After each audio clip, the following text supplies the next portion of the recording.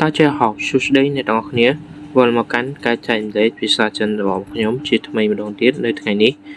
ចឹងថ្ងៃនេះផងដែរខ្ញុំលើកយកពាក្យខាយយកមកចែករំលែកដល់អ្នកទាំងអស់គ្នាខាយយើងបកប្រែថាបើកខាយ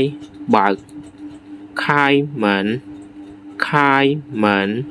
ខាយមិនបើកទ្វារខាយឈွងខាយឈွងខាយឈွងបើកបង្អួច开车开车បើកឡាន开店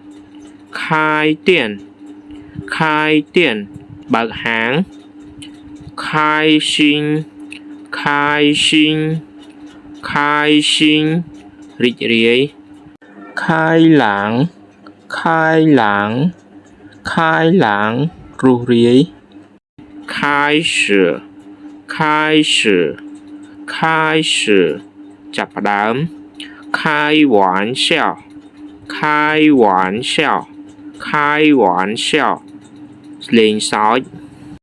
ចឹងការចែករំលែកភាសាចិនរបស់ខ្ញុំបានដល់ទីបញ្ចប់បើសិនជាបងប្អូនចូលចិត្តការចែករំលែករបស់ខ្ញុំកុំភ្លេចជួយ share វីដេអូនេះបន្តផងអរគុណជួបខ្ញុំនៅមេរៀនក្រោយៗទៀតបាយបាយ